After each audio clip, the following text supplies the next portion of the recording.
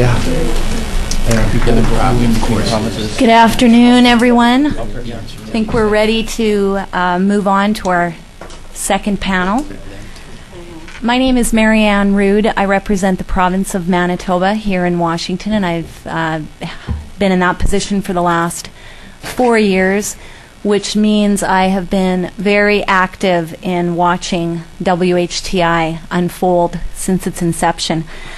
So I find it interesting to be moderating a panel on looking at the progress and what the challenges are left to implementation.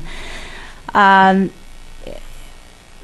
was one of the first entities to promote EDL as a solution to a new border management policy. So we were very pleased when that finally happened, but it has actually been a fairly long and difficult road, as those engaged in it could attest to. Changes in Congress, efforts to repeal, efforts to delay, efforts to advocate for the acceptance of an EDL. So in many ways there have been some successes. So I would like to say that we have indeed moved beyond the what and the why of WHTI to now evaluating the how. Unfortunately, a couple of things have kind of struck me over the last day. Yesterday, Secretary Chertoff was speaking with Christian Science Monitor, and he pointed out that every time you put a security measure in place, you are goring somebody's ox, which, as a Canadian that has worked on WHTI, I found that a rather appropriate and graphic image of how Canadians have actually felt about how WHTI was handled, particularly when Canadians felt that that ox was a shared ox. That comment resonated with me particularly at lunch when Stewart Baker was speaking, because he proposed very eloquently, I thought, 3 different visions of border management. And we know that WHTI falls within the second option that he proposed, and yet his favored option was option number 3, which I think many Canadians would also like to see the future.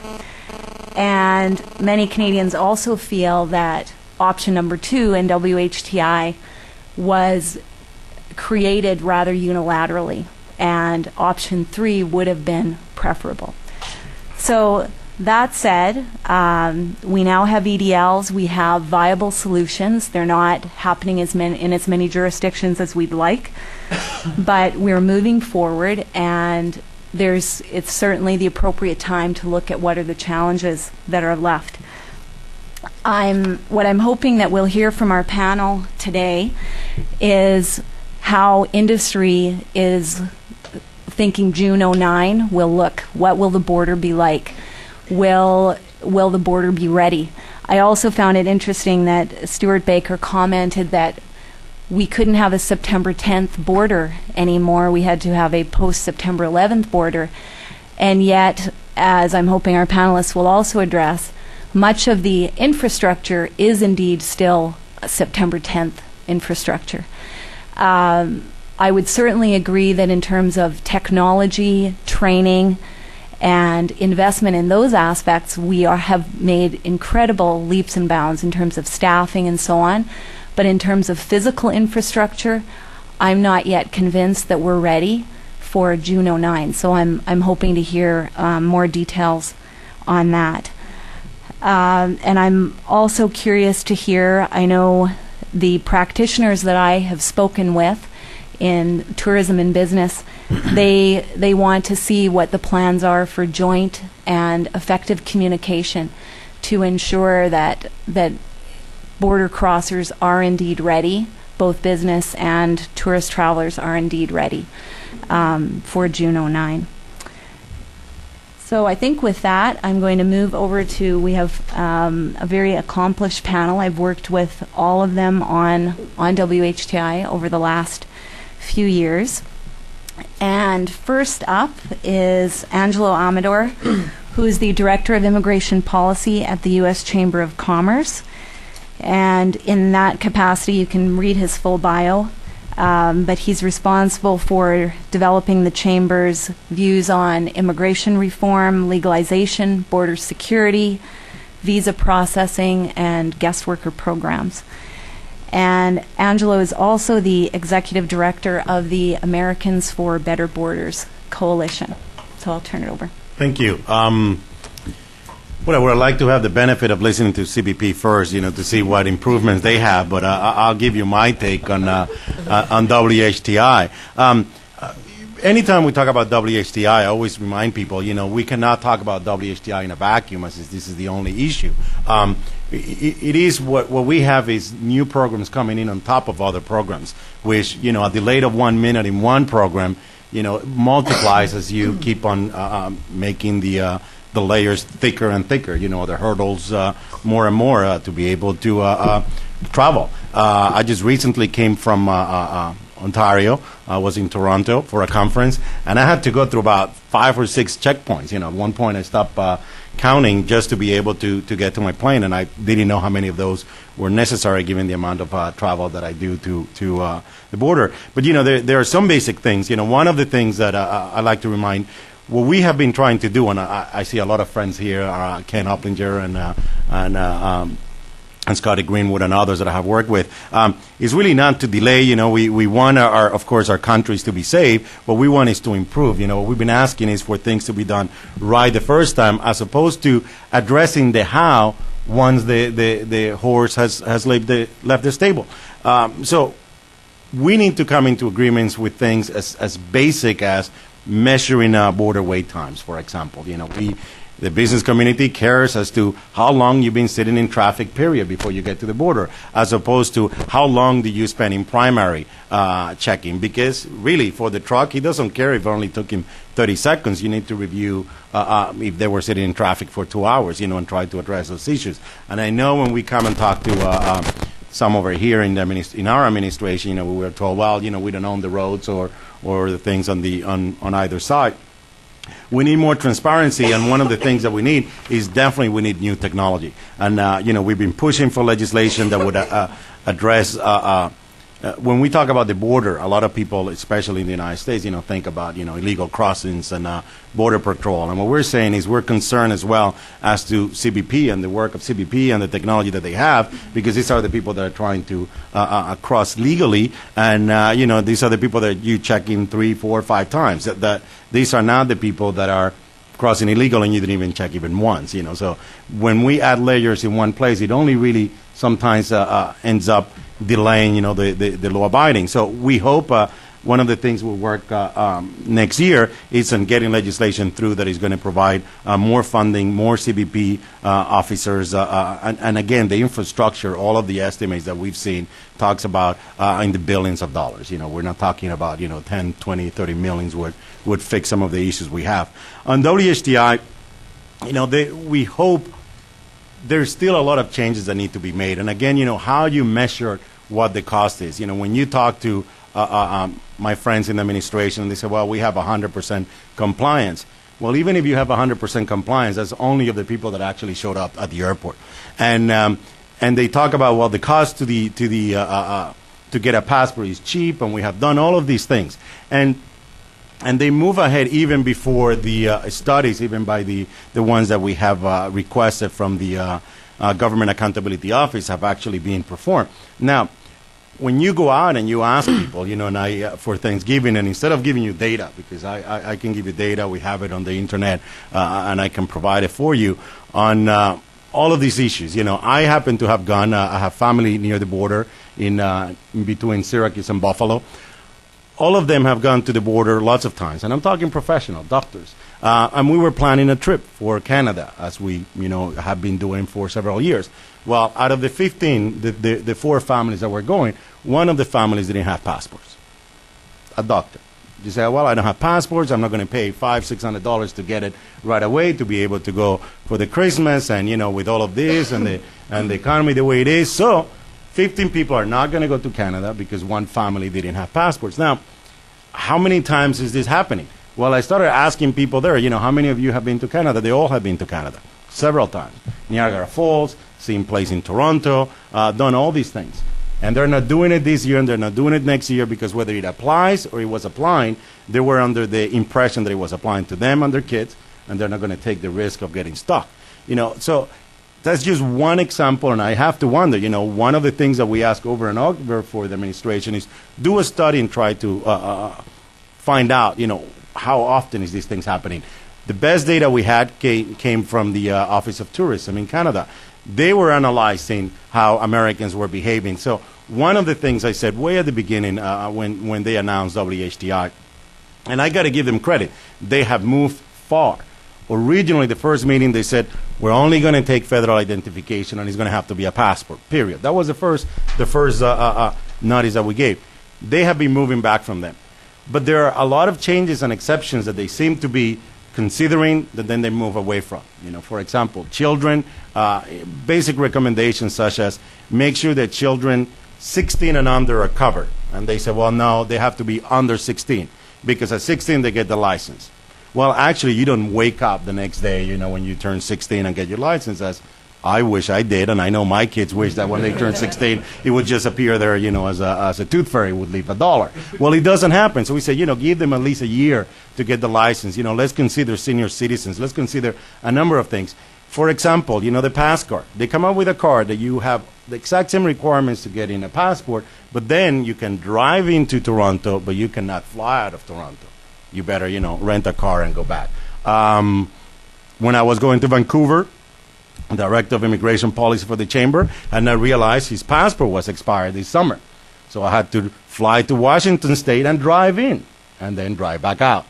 Doesn't make any sense. I still could get into the country. But, this is the kind of things that we think that, especially if you know who's traveling, especially because it affects not only tourism, and I just gave a couple of examples from tourism, but a delay of families in front of you, you are in the truck, it doesn't provide much security to have these trucks sitting there. And we also look at it from, we're in a global economy.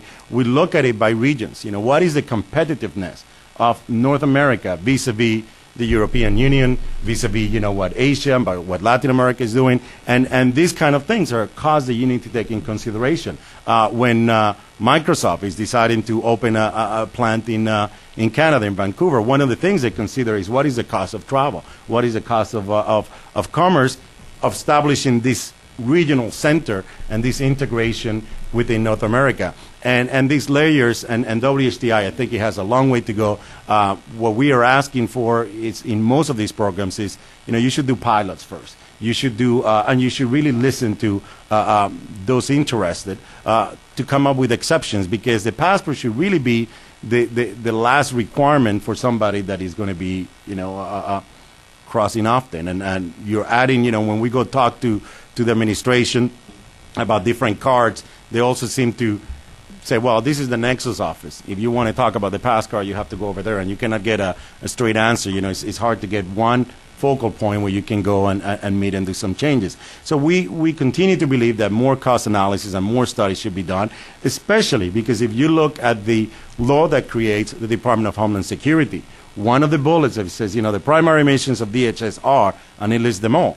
The fifth one says, make sure that the policies implemented because of security does not affect the economic security of the United States. And I think that they remember the first four, and then they forget that one, and then they keep on jumping to the other ones. We all want to keep our country secure, but we're at the same time, we would not, especially in these tough times for both countries. And my conference in Toronto, as Scotty knows, dealt with trucking, and they're hurting.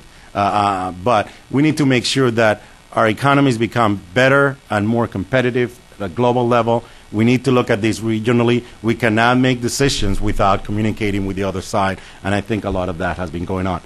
Good changes has been made. I got to give them credit. They did take some of the exceptions that we recommended for many years, but we think more should be done and could be done instead of trying to just push some of these deadlines forward. So with that, I'll stop and hand it over to you. Next up is Colleen Manaher, who is currently the director of the Western Hemisphere Travel Initiative Program Management Office for U.S. Customs and Border Protection. As an aside, I want to just point out that Colleen has been a very big friend to Manitoba in the development of our EDL program and has been very supportive of our efforts there, and we do indeed see the end in sight for a successful EDL launch in Manitoba.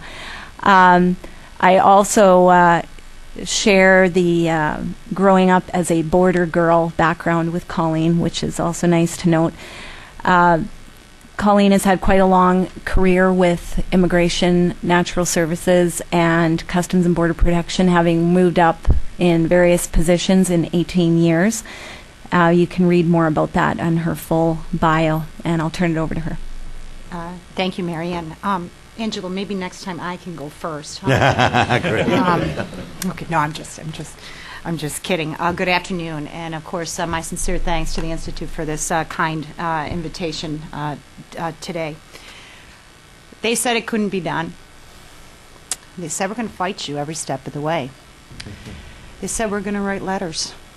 And we're going to write letters. January 31st is not going to happen.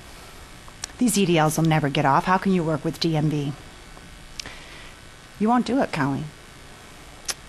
Well, all the pieces are in place. Documents, technology, and infrastructure to meet the June 1st, 2009 witty implementation date. And today, I personally am very proud of this accomplishment, but I'm also acutely aware that our initial success could not have happened without the contributions from some key players in this room today. The Department of State, of course, is here, an ally for Customs and Border Protection through thick and thin. The states, of course, in New York, who's one of our top performers in terms of our RFID documents. And of course to our Canadian colleagues and the provinces, who I'm so excited to work with on the enhanced driver's license. Today I will focus on three primary areas that everyone is probably most interested in the room, and that is document availability. Where are you on your infrastructure? Are you ready, CBP? And our communications. Are you talking to the communities? Are you outreaching to them? So I'm hoping to address all three of those issues today for you all as well.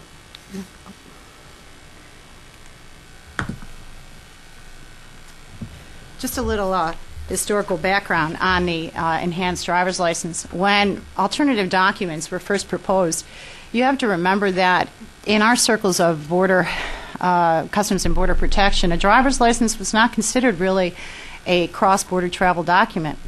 And I had many folks come up to me and say, Colleen, what are you, nuts? You're thinking about working with DMV? And all I seen was information sharing. That, to me, is a big part of how we move forward in the future. And how could we work? Think about the alliances and the partnerships that we could make if we start moving into information sharing, because that's the key piece that I see here for our future. And to make our borders transparent, it's information sharing.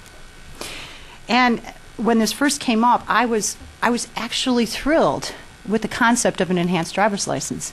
And from there, through our great partnerships with the states and the provinces and CBSA, we have come to develop this enhanced driver's license. And it's very important for us that a lot of work went into that. I mean, blood, sweat, and tears went into, you can imagine, putting all of this down in writing, in standards, to figure out, what's your minimum standards, what's your best practices, what can you do, and all the negotiation that you can imagine must take place within, not only the state to federal government, but province to Canada, and then, of course, Canada to the United States. I mean, at times it could almost be overwhelming. But I am here today to just say I'm so pleased and proud of the work that we've done. And so I thank all the partners in the room that brought us here today for that. It's important for us to know that EDLs must be issued in a secure process. And not only that, but they must have facilitative technology, because at the end of the day, when Congress passed WHTI, a lot of people forget, they also said to CBP very clearly, I heard, okay, CBP, not only will you impose a documentary requirement, But you're going to think and you're going to figure out, how are you going to move these people quickly through that border? And we couldn't get out of that. That, again, was our same mission requirements. Not only do we have to secure, but we have to figure out a way to facilitate. And that's not an easy job every day to do. But Congress was very clear in that. With that, we determined that RFID technology met our business needs. It was a very simple business decision to go with vicinity RFID. That represented a secure facilitative technology for us. In addition, we also went with a machine-readable zone. And that's in case that you might cross through a port that might not be RFID enabled, or you might come through a seaport, or something might happen where we would need the MRZ zone.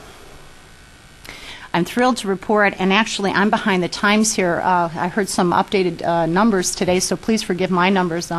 I was thrilled to hear that New York is at 11,000. That's terrific. And Washington State, I heard from Ken that it was almost up to 50,000. And forgive my very low number there. I got to check my sources on that. And I'm anxiously looking forward to Vermont, Michigan, and Arizona in 2009.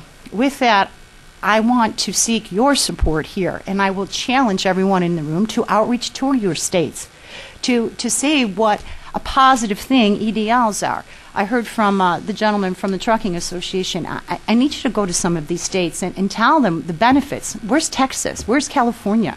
I would love to see that. Come with me? But I mean that's the challenge that I would leverage upon a lot of the private industry here, is to outreach to those key states.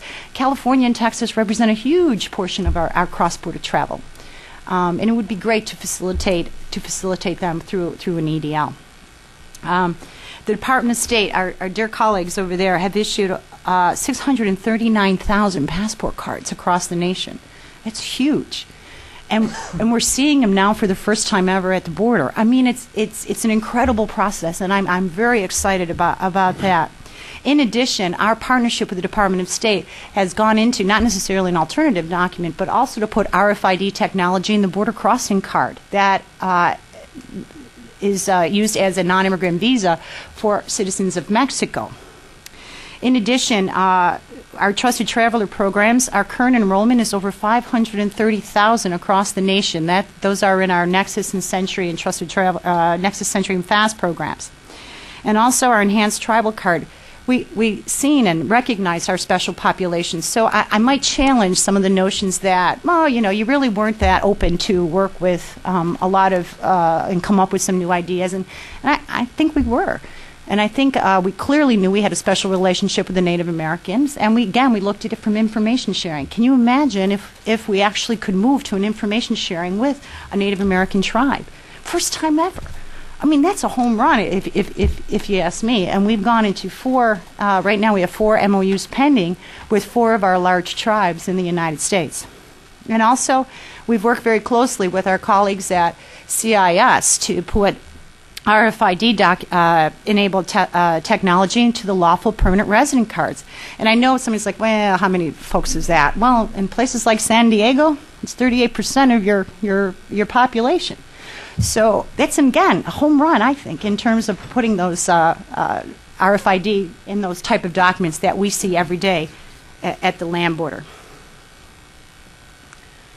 Now, where are you, CBP, on your infrastructure? I think, for me, I'm not sure. And actually, Miriam was very sweet. She said 18 years. I guess that was written 2 years ago. So that would mean I have almost 20 years in. And I actually did start as a grade 5 officer. And I'm grateful every day that I serve the officers and the American people for which I serve. And the first RFID lane was actually put in place in Blaine on 9/11 in September of this past year, which had a certain amount of meaning for someone that's been working on this project really since 2003. Again, as I stated earlier, why vicinity RFID? And I hear a lot of the debates surrounding that. And people think that behind the curtain there was some kind of collusion and there was some nefarious action as to why we chose that. It was really simple. And we looked at the technologies and what fit our needs best. What could make people facilitate? Because I was told very clearly by Congress to do that. And that's really pure and simple. It met our business needs. And with that, I had the pleasure of seeing, many times, of course, as you can imagine, the full witty solution, and I will personally invite every one of you today to see that solution. And if you could, it will demystify a lot of the debate that we're currently having about WHTI. It's beautiful. I mean, the way information is shared, how that officer sees that, and how quickly people, quickly go through that border. It's amazing, and we're just starting. But I personally invite everyone here to see one of these lanes in action. And just once you see it, I think you might really change your mind about the true benefits of WHTI and can share in my enthusiasm for this project. In addition, I just want to mention a few quick things about facilities.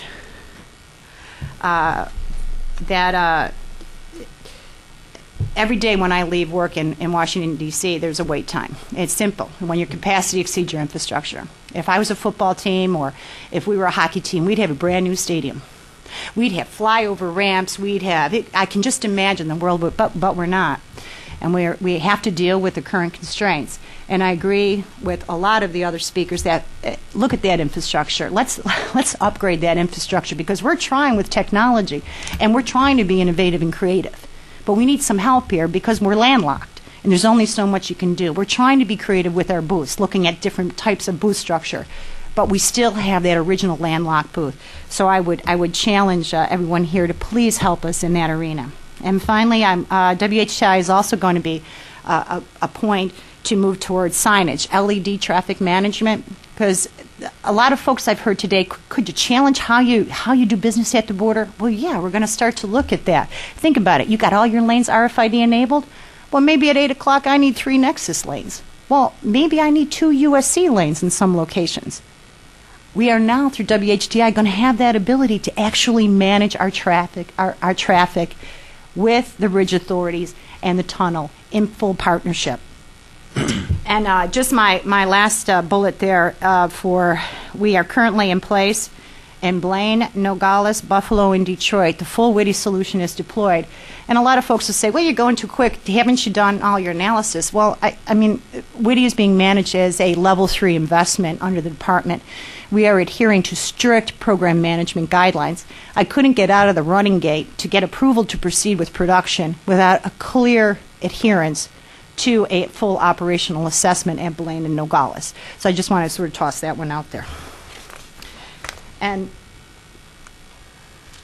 quickly, again, I'll just breeze through this one. December 17th, we go live in Detroit officially for our go live dates. Again, this is a nice opportunity to see the full witty solution in place. And every event that we do a full demonstration of the lane. And although I'm making this out to be, you're probably saying, yeah, she's really Pollyanna here. Don't worry. I mean, we have our challenges. We have challenges with travelers not knowing what to do. We have, training issues with our officers. But, all of them can be overcome in time. So we are trying to put into place the correct signage. We're trying to get to our travelers. But our operational assessment is pointing that the technology is working. It's actually the travelers and the officers. Not doing so good. No, I'm just kidding. And lastly, our communications. We made a commitment to Congress and to the American people that we would aggressively communicate WHTI. And with that, I believe we have a 3-phase campaign. You might have seen the first phase, which was we are improving to keep you moving. It was the first time, really, that we took on this kind of venture. We actually notified the American people that, hey, these ports are going to be under construction. Think about an alternative way. And we advertised that through print, online, and through the website as well. Phase 2 just ended, which was our national campaign, Let's Get You Home. That was a huge national campaign. You might have seen some of the national commercials on that. And we now actually have a user-friendly website called getyouhome.gov. And our last phase is what I call the surgical phase, where we will use a localized strategy to go after individual states and provinces and our Canadian markets in full partnership with everyone here to start looking at who might need a little help here in terms of our commercials and who might need a little help to get these documents. And remember, it's not just when I go home in Buffalo, New York, I'll ask, hey, does anybody have a passport card or EDL? They go, no. And it's December. Tick, tick, tick, tick. So I'm waiting for, at least I know my family probably won't head out until probably May 1st. So we're trying to prevent that. And with that, I sort of want to prove today that we're trying so hard with our communications and outreach, and many of the team is here today to address any of the issues. But I'm going to leave to you a commercial that was played in Canada to reach our Canadian audience. Thank you. Linda Persad, I'm going to Calgary, Alabama. Brian Bernard to Vancouver, Washington. Angela Bottis to Halifax, Vermont. Planning a trip from Toronto, Ontario to Toronto, Ohio? Starting June 1st, 2009, new document requirements for Canadians crossing into the U.S. will make our border more secure and more efficient. Brenda and Quinn, Montreal, Missouri. To learn more about the U.S. Western Hemisphere Travel Initiative, visit knowyourborder.gov.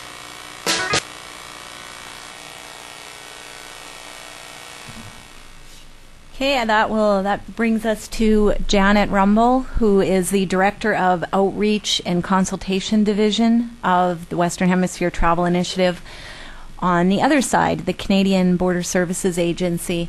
And I've also had the pleasure of working with Janet on the development of Manitoba's approach to this as well.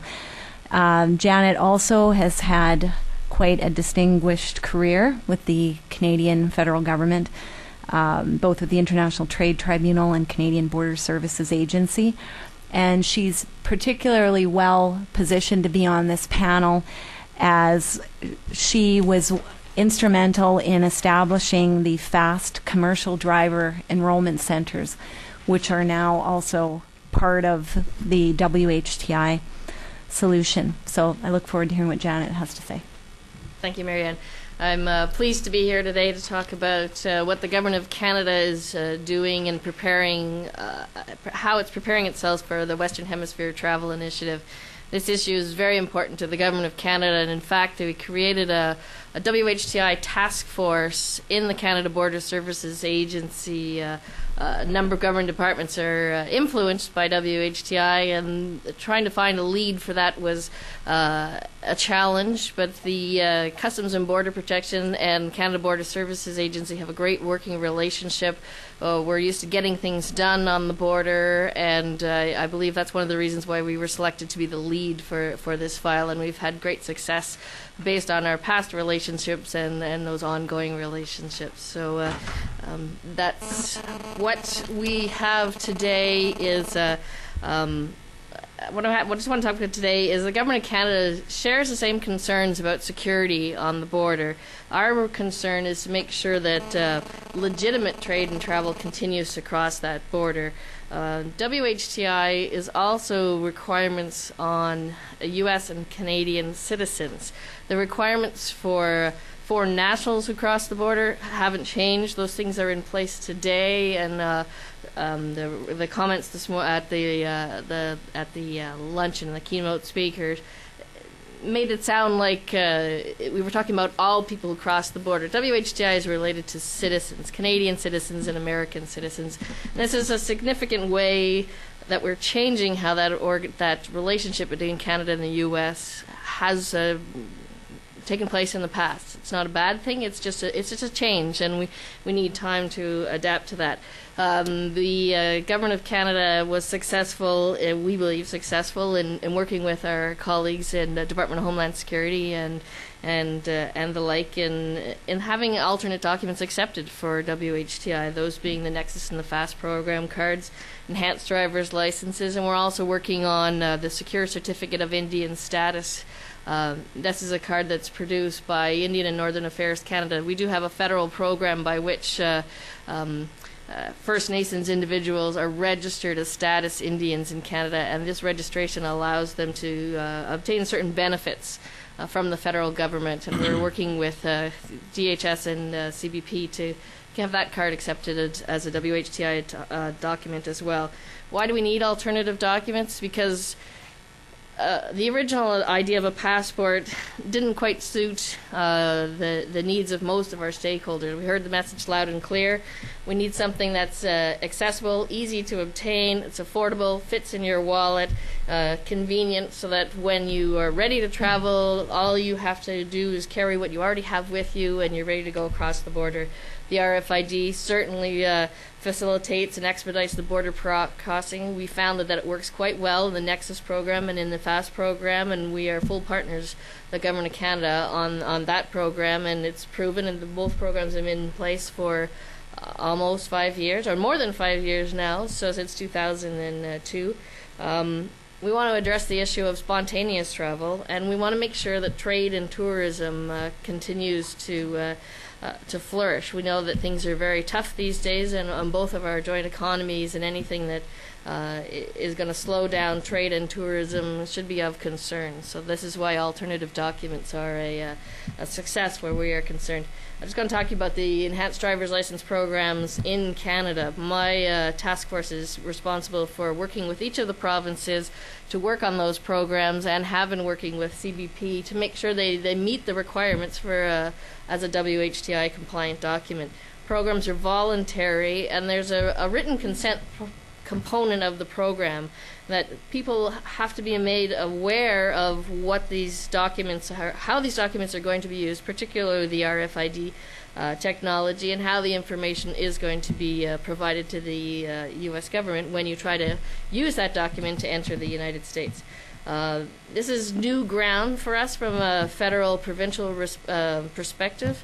Driver's license are totally run by the provinces. It's an independent activity, but determining citizenship, that's a federal responsibility. So we've had some challenges in making sure that these programs meet both the federal responsibilities and requirements as well as the provincial requirements. And we were provided funding in the last federal budget to work for the federal component of this work with each of the provinces instituting these programs.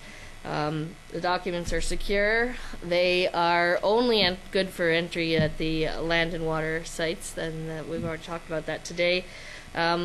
We also talked about the security of the card. Canada and the U.S. have shared standards for secure proof of status and nationality documents. And those standards relate to how you get that document, how the processes work, who has access to the facility, what happens when a card is reported lost, stolen, or a fraudulent document is required, or if there's some reason that document should be taken away from you. Those are the standards that we, the Canadian government, are requiring that each of the provinces live by in terms of an enhanced driver's license. It's not just a driver's license anymore. It's a pro forma travel document. RFID technology is a requirement as well, and we also are requiring the MRZ for those ports that don't have RFID technology. The card, as Wayne pointed out, say they enhanced on the card, the face of the card itself, there was a symbol on the Canadian enhanced driver's licenses to differentiate between it and a regular driver's license, just the CAN, as well as the RFID, which no one can see inside the card itself. We have a memorandum of understanding between U.S. Customs and Border Protection and the Canada Border Services Agency that talks about how that information is going to be shared. We also have a similar memorandum of understanding between the provinces and the Canada Border Services Agency. How does it actually work in Canada when you wish to obtain an enhanced driver's license program? You would go to the province in which you would reside.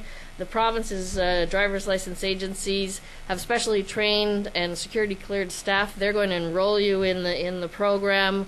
They're going to collect that data and share it with the Canada Border Services Agency. We have a database centrally located in Ottawa. When you try to report at any of the ports of entry along the Canada-U.S. border, that request, I have a request to use an enhanced driver's license, there'll be a request that comes to the Canada Border Services Agency saying, I have RFID number 123456, and we're going to send back the information, the photo of the driver's license holder, and a limited number of data elements, name, date of birth, and the like, so that the U.S. Customs and Border Protection officers can confirm that driver's license belongs to that particular individual. The database remains in Canada. The data will only be provided to U.S. on a case-by-case basis when you present your document to enter another country. So there's no personal information on that RFID chip. It's strictly a number. It points to the database that's held in Canada. And we've been required to, if we want to use that sort of a model, we have to respond to U.S. Customs and Border Protection within half a second when we get that request. That's a big requirement on Canada Border Services Agency to do, and we've been able to, we will be able to make that requirement. We don't have any EDLs in place that use the RFID, but we are confident we will be able to make that requirement.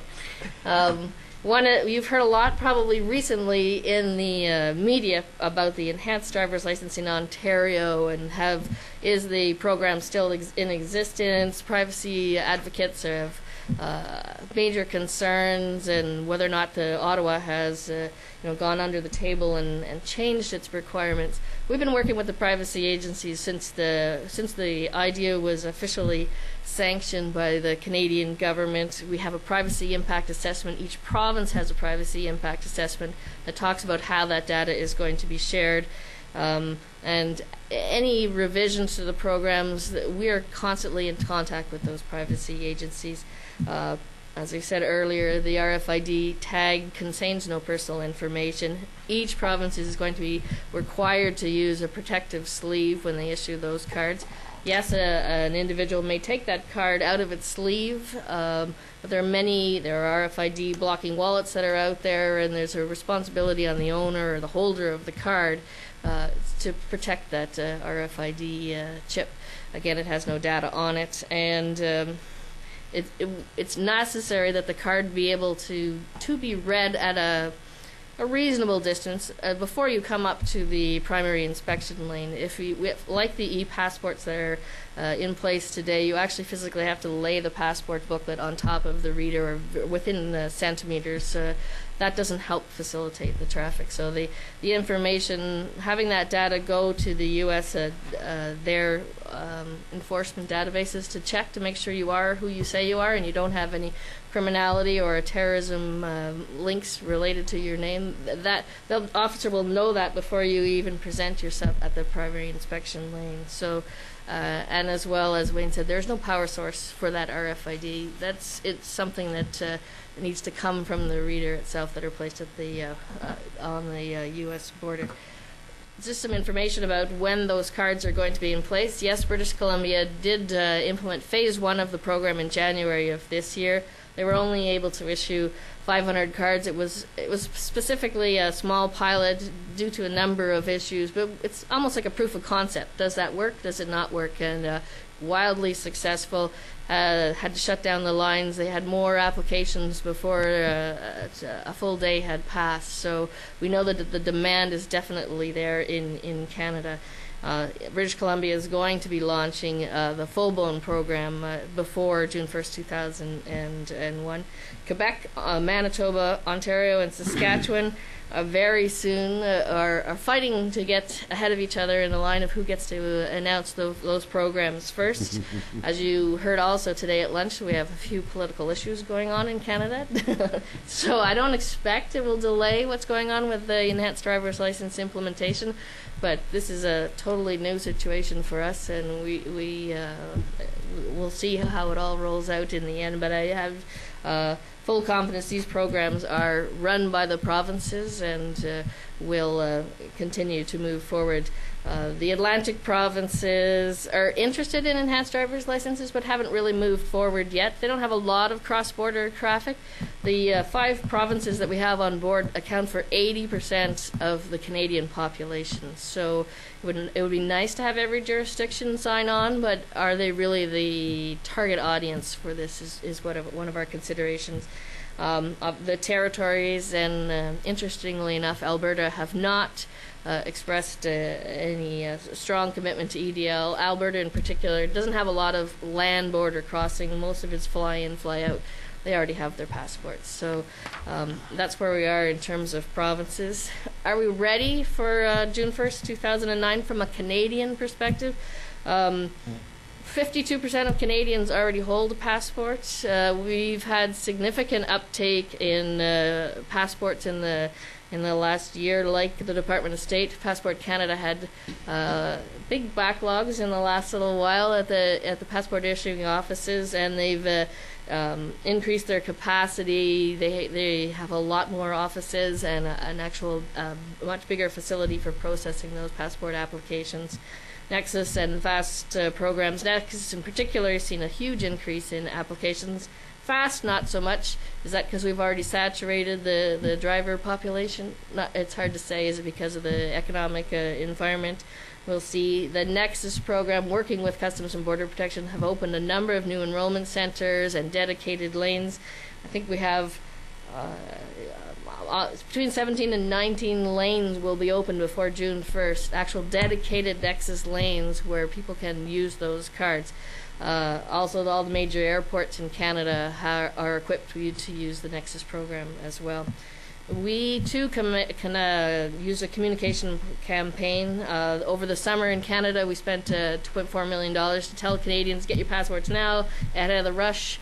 Be ready, June 1st is coming. We are going to be launching a Nexus campaign in February, and just before June 1st, 2009, we're going to see what it is we need to do next. I think our focus is mostly going to be in media relations and trying to get the articles that are in the papers more accurate, technical briefings and those sort of editorial board briefings, so that the articles that are out there tell the right story about WHTI and the documents that are out there, how they're going to be used and whether or not we're prepared. So also from a federal government perspective, our senior management have been very engaged on this file. Several meetings, up to the minister at the time, Stockwell Day, and Secretary Chertoff, have had countless meetings between the formation of the task force and now, and this is at the forefront of their thinking. And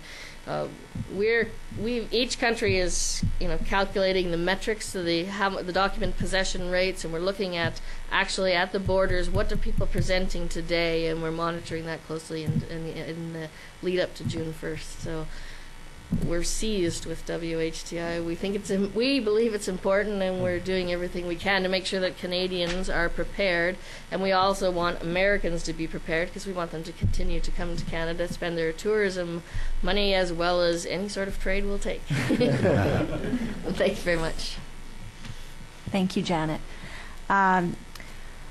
I was going to use the prerogative of the moderator to ask a few questions, but Michael's moderation of the first panel has shamed me into perhaps opening up to the floor first, and I will hold my questions back. And go ahead, Scotty. Scotty Greenwood, thanks so much. Great panel. Have a question for Colleen and for Janet. Colleen, first of all, thank you so much for your service to our country. Obviously, you started when you were a kindergartner as a border official. Thank Impressive. And thank you for the relationship that the business community has with you. You might be our favorite person in that whole sprawling complex for your directness and your candor and your honesty. So appreciate that very much. Two questions for you. One is, can you give us a sense of the magnitude of the ad campaign? You talked about it, but since we just came off of $1 billion presidential campaign, I just want to get an order of magnitude for that. How much? $16 million. $16 million for the TV for phase 2, or $16 million across all the campaign platforms? for fiscal year 08, fiscal year 09, $16 million. We're looking to, give or take, dependent on the circumstances. Right, great. And the second thing is, the Canadian American Business Council, which I'm affiliated with, has been actually supporting the concept of WHTI and sort of the idea of get it right.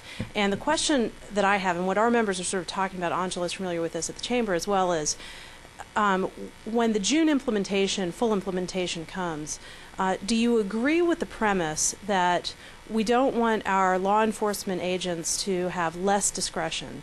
In other words, one of the concerns has been, as long as you implement, but you also have the traditional discretion for the CBP agents to figure out if they want to make something go faster or slow it down based on their own instincts.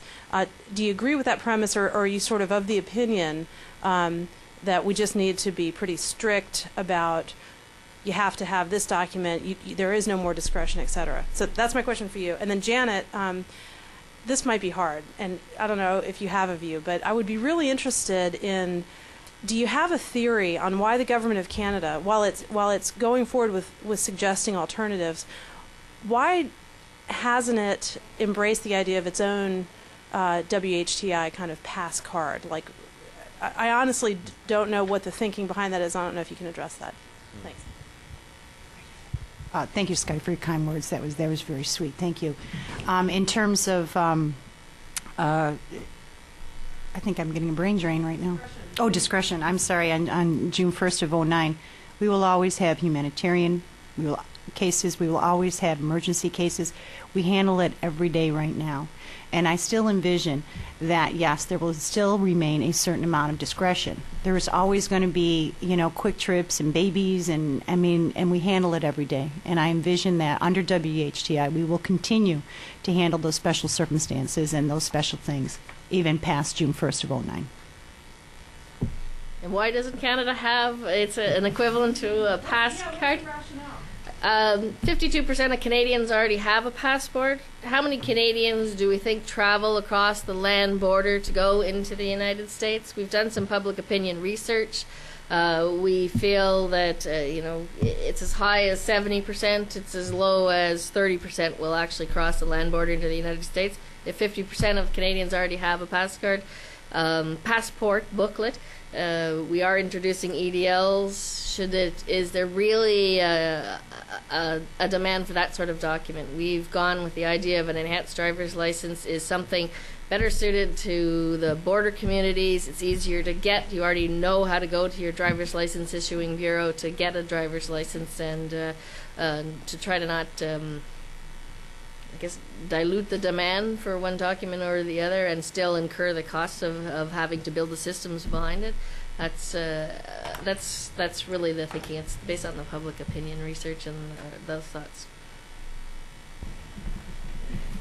Actually, can I just add something to that? I think, wouldn't it also be safe to say that unlike the U.S., the majority of the Canadian population lives within close proximity to the U.S. border, and so an EDL can serve that purpose very well. In the case of Manitoba, if I can say this in a coherent way, has the greatest percentage of the Manitoba population, more so than any other province, lives in very close proximity to the U.S. border. So for Manitoba, an EDL is a really, really viable solution. And I think across the country, I think that's part of the rationale, is because of the all of the provinces bordering the U.S. and being able to provide that solution. More questions? I'm Dennis Cole from the Embassy of Canada, and I have a question that's a kind of a practical question. Maybe Janet or Marianne, you can answer this question. Is what's the kind of price differential that the provinces will be thinking about for EDLs versus their regular driver's licenses?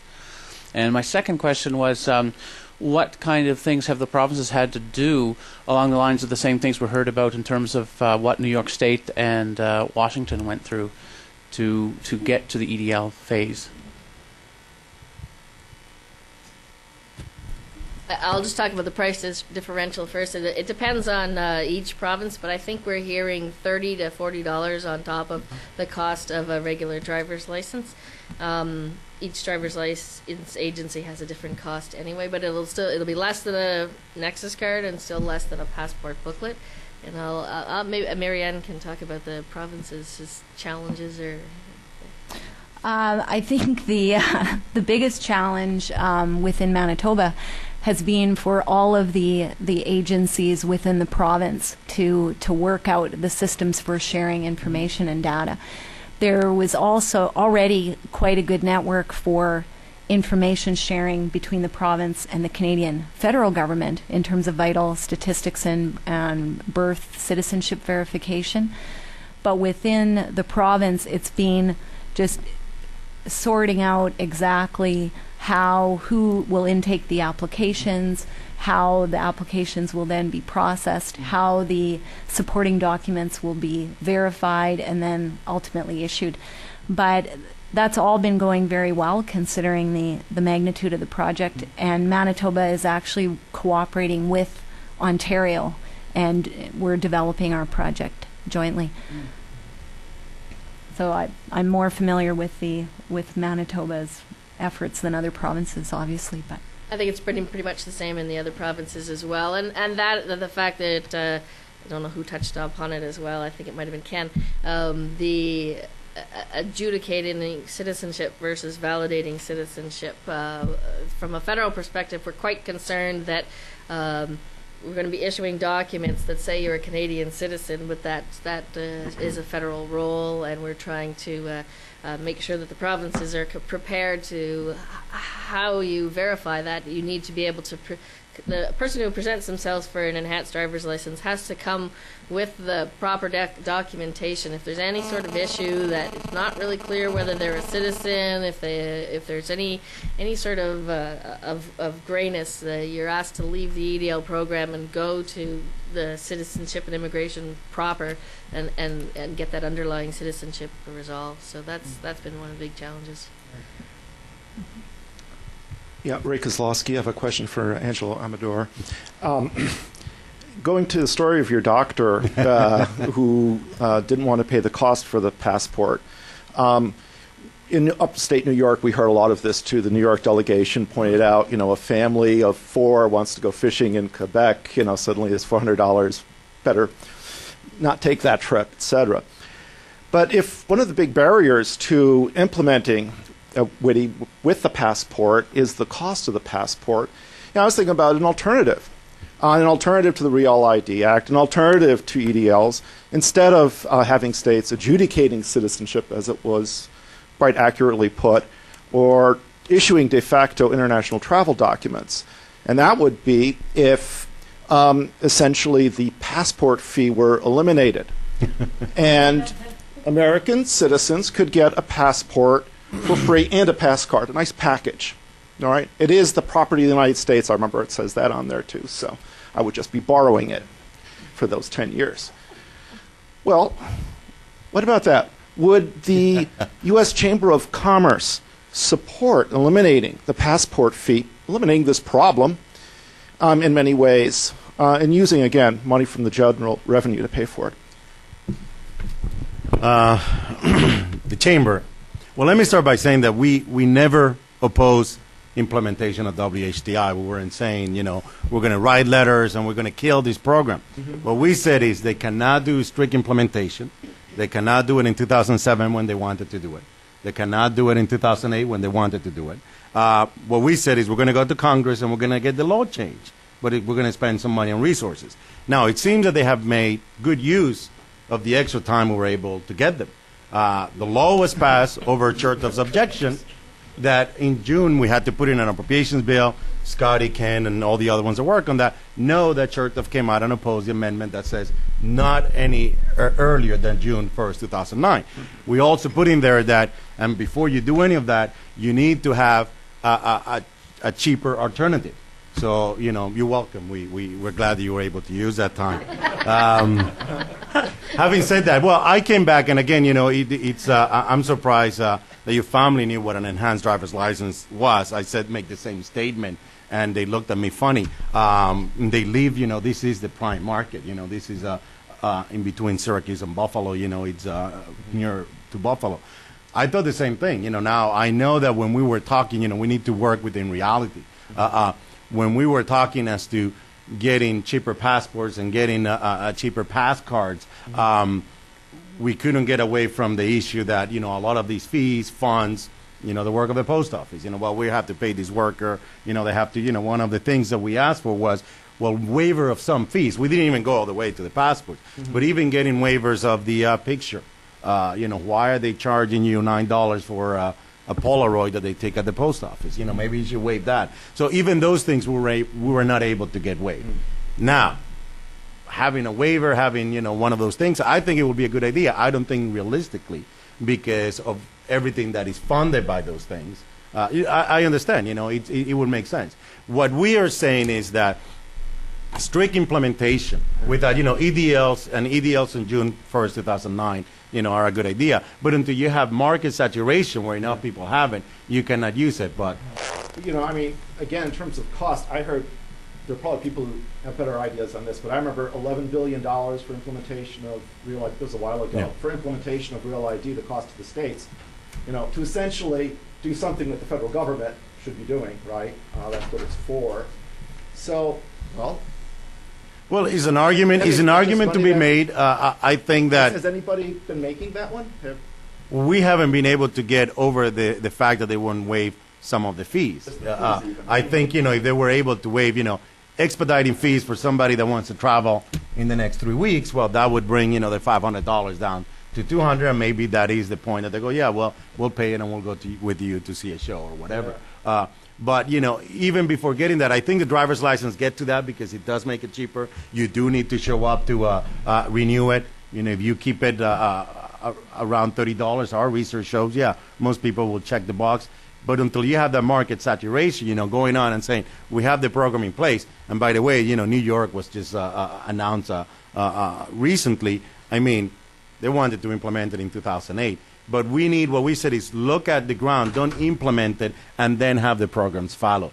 We think that cost seems to be, as much as you ask people in D.C., well, how much is it really? And if you look at, whatever the cost is over 10 years that they have it, but that's not how people seem to outside of Washington. I got my passport, and I got all my family passport and passport cards and, whatever ID. But, it seems that in the Buffalo area, for some reason, they don't view it that way. They view it as $500 to just go over there for a day. But I think it's a good idea. We need to bring the cost down.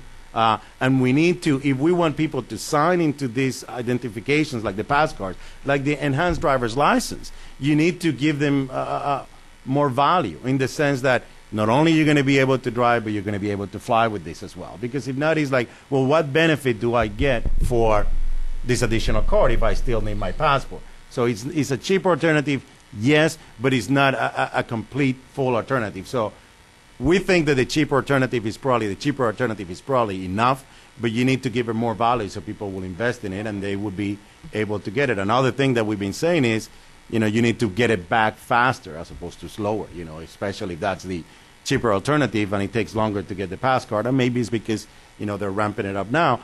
But it's things to consider, but we haven't been able even to convince them to waive the fees because the fees seem to be tied to somebody's bonuses somewhat.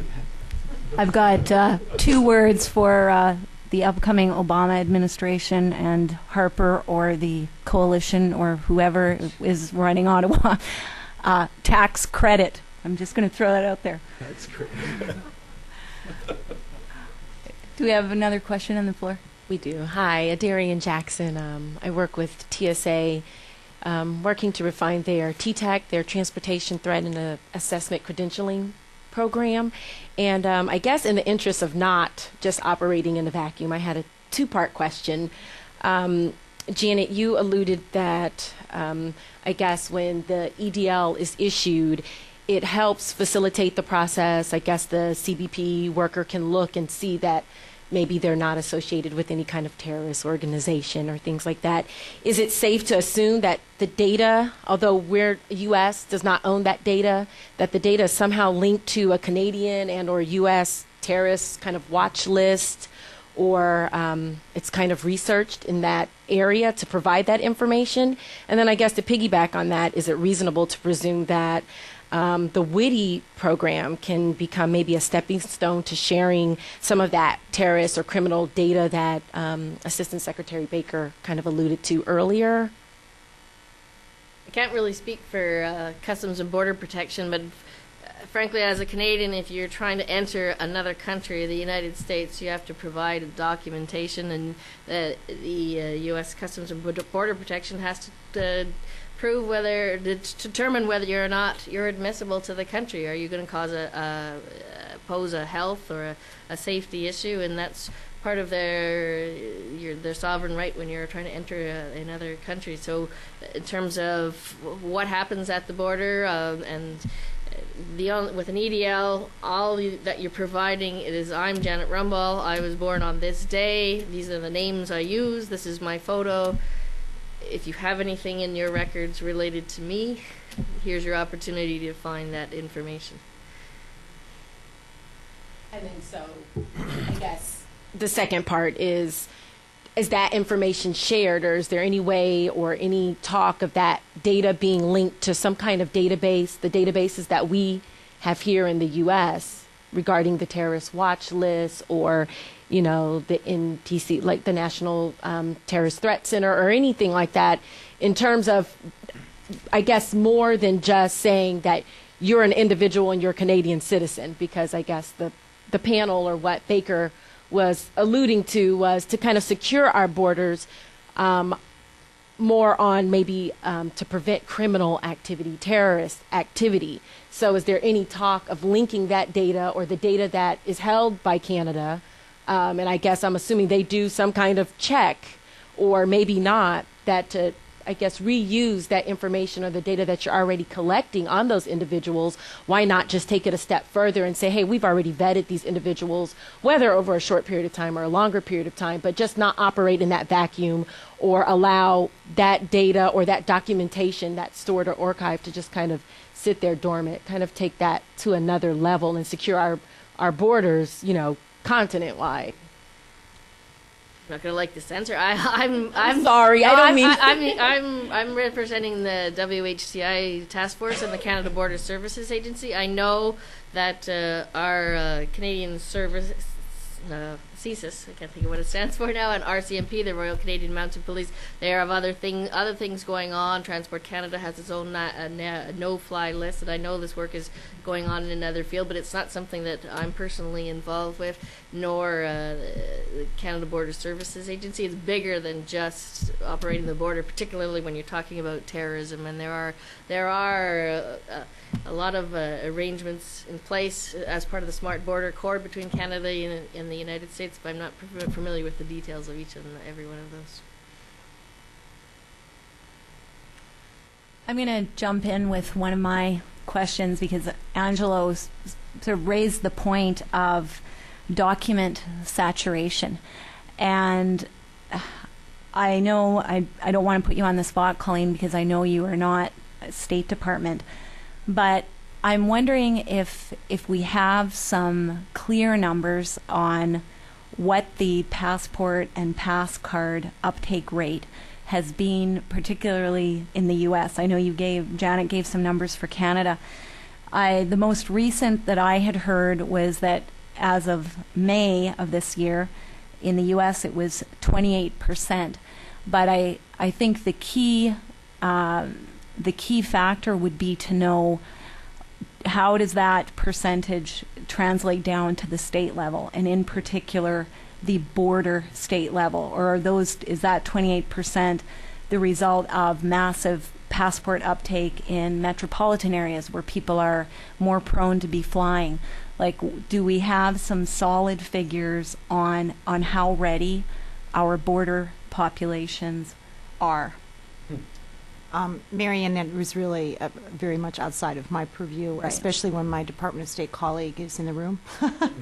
So I don't want to throw him under the bus, but if he feels like maybe addressing some of these issues, I would certainly appreciate it, because it's really outside of my purview. And that was what I expected, but I wasn't sure if we had any updates. I can try to provide some basic information. I don't really have the demographic breakdown that you're looking for here. Overall, and I'm not going to use quotable figures here because I'm not sitting on statistics. I think that overall uptake rate is higher than 30% at the moment. There's somewhere in excess of 85 million valid passports in circulation, and somewhere in excess of 650,000 passport cards issued at the moment. And the passport card number continues to climb at a steady rate. So we're seeing actually uptake in terms of the passport card program to be pretty healthy. And if it were to become more healthy and become more vigorous, we have a lot of capacity to produce more of them. I don't think that the price point is as high as people have characterized. You'll have a little handout there about how much they cost. It's less than half the cost of a passport. And the wait times now for regular passport service are about 3 weeks. In fact, less than 3 weeks, and 2 weeks for expedited. For those of you who know how the U.S. government works, you know we can't go around asking Congress as individual agencies for appropriated funds. They don't give us appropriated funds for this purpose. No one has ever suggested they should. I'm not quite sure where that question came up. And also I'd like to clarify that the states do not adjudicate citizenship in the United States, just like the provinces don't do it in Canada. They have to get proof of citizenship. If they don't get it, people have to be referred to the Department of State so that citizenship can be adjudicated. So with those little clarifications out of the way, I'm open to any other questions that might clarify your interest here. We're, of course, looking very closely at our production figures and our uptake. And the current economic situation has added another element of uncertainty here that is very hard to throw into the overall mix. If I knew exactly how that was going to affect things over the next few months, even given the trends of the past 2 months, I should be sitting with Warren Buffett somewhere and making a lot of money. But I don't really know that, and I don't think anyone else does. But it has had something of a depressing effect. But what we do have is we have approximately almost 100% more passport production capacity than we had last year at the same time. And we are hoping that this program at least continues to tick along at the same rate it does. And we're hoping actually for an uptick in the spring as deadlines get closer and as we move into the phase 3 of the publicity that Colleen was talking about. And that's kind of where we're going to address your particular question, because that's going to be targeted publicity. And that will try to reach down to those areas in which uptake is lower. In terms of the question of, well, you want more added value in the passport card, let's remember that passports are not meant just to be used in the Western Hemisphere. That people expect their passport to take them anywhere in the world. And passports in the air environment have specific requirements set by international standards, right, which the passport cards do not meet. Right, they're made to work with this RFID border facilitation business process that DHS, and in cooperation with the Department of State, has come up with. And they do work in that context. But people will, with their passport card, if we start to use them for air, just like with their passport book, expect to be able to get on a plane and travel to France. So there are practical reasons why passports don't work in the international air environment. As for the future of travel cards in general, we're of course interested in how that goes. We think there's a lot of future potential in them, perhaps beyond the narrow context in which they're originally designed. But that has to be done in coordination with international standards bodies and a planned approach about how to bring them out into other travel environments. So that's kind of all I had to say. But if you wanted to follow up on any of those points, I'm here, and I'll take questions, and the bus didn't leave tire tracks too deep, I don't think. Thank you. And I wanted to say that I am so proud of Colleen Manaher and what she's done. I mean, this is not an ad, but I am relatively new to this program, and she says, Congress, forced her to do facilitation here, and she heard that message clearly, which is quite true. But if you go back, there's no black letter law mandate that they had to take the road that they've taken on facilitation here. And that they've used this opportunity to add an important facilitation layer onto the existing infrastructure, and I think that they'll get it. Really deserves some plaudits, because that is the type of thinking that I think people are looking for here. So I think when people have actually taken the road that is desired, there should be some credit given where credit is due. That's all I had to say. I just want to quickly make a couple more points, because I think our webcast is about to close. So for the benefit of people that are watching on the web, and then we can still take a few more questions. I think the document possession rate is really key. I can't stress enough how much Canadian communities in particular are concerned about that. Since the year 2000, U.S. visits to Canada have dropped by 41%. A lot of factors have played a part in that, but enhanced border procedures and unclear document requirements have certainly played a role. Now, the Canadian dollar is not as strong as it had been enjoying for a while. That may bring some of that tourism back. But I want to reinforce Colleen's message that we'd really like to see